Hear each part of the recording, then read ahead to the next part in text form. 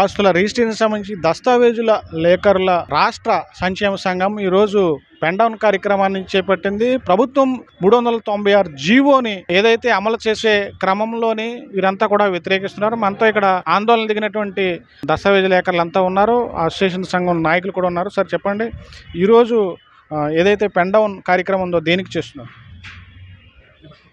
రాష్ట్ర ప్రభుత్వం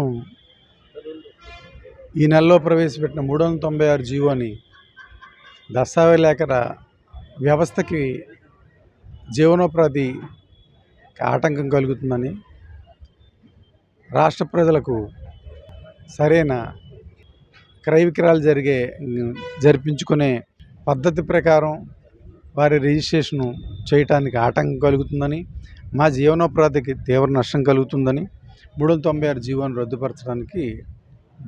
రద్దుపరచాలని రాష్ట్ర వ్యాప్తంగా దస్తావేజుల సంక్షేమ సంఘం ఈ రోజు నుంచి 10 రోజుల పాటు పెన్ డౌన్ చేయడానికి పిలుపునిచ్చింది.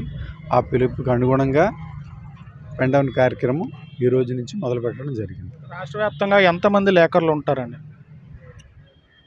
60,000 మంది ఈ వృత్తి మీద ఆధారపడి ఉన్నారు. ఉపాధి సంబంధించి లేఖరులంతా ఉపాధి కోల్పోతారు. దీనికి సంబంధించి ప్రభుత్వానికి ఏమైనా వినతి చేశారా మీరు? ప్రభుత్వానికి విన్నవించడం జరిగింది. ప్రభుత్వం మొండి వైఖరితో ముందుకెళ్తున్నట్టుగా కనపడుతోంది. విషయాన్ని సూటిగా ఏ విధంగా ఈ 396 జీవోని అమలు పరుస్తారు అనేది విధి విధానాలు ఈ రోజుకు వెలువరించకుండా ఏదో దస్తావేజు లేఖరుల వ్యవస్థని నాశనం చేయాలనే ఉద్దేశంతో చీకటి వ్యవహారం చేస్తోంది. ఇది మంచి పద్ధతి కాదు. ప్రజల మీద ఆధారపడి మేము జీవనం సాగిస్తున్నాం కాబట్టి రాష్ట్ర ప్రభుత్వ ఖజానాకి ఏ విధమైన నష్టం లేదు. మా జీవన భృతి అంతా ప్రజల మీద ఆధారపడింది. ప్రజలకు కావలసిన రిజిస్ట్రేషన్ సేవలు అందించి వారి సౌకర్యాలన్నీ మేము సమకూర్చి మేము మా జీవన భృతిని మేము సాగిస్తున్నాం. దీనికి రాష్ట్ర ప్రభుత్వానికి ఏ విధమైన ఇబ్బందో మాకు తెలియట్లేదు. రిజిస్ట్రేషన్ డిపార్ట్మెంట్లో ఏదో అవినీతి జరుగుతోంది అనే ఉద్దేశంతో లేఖరుల వ్యవస్థను నాశనం చేయాలనుకునే మొండి పట్టుదల మట్టుకు రాష్ట్ర ప్రభుత్వానికి తగదు. అన్ని వ్యవస్థల్లోనూ లోటుపాట్లు ఉన్నాయి. లోటుపాట్లు ఉన్న వ్యవస్థలన్నీ రద్దు చేసుకుంటూ పోతే రాష్ట్ర ప్రభుత్వం మనుగడ సాగించలేదు. ఇది ఒకసారి పునరాలోచించి 396 జీవోని తక్షణమే ఉపసంహరించుకోవాలి. దస్తావేజు లేఖరుల వృత్తికి జీవనోపాధికి ఆటంకం కలగకుండా చూడాలనేసి మేము సవినయంగా రాష్ట్ర ప్రభుత్వాన్ని కోరుతున్నాం.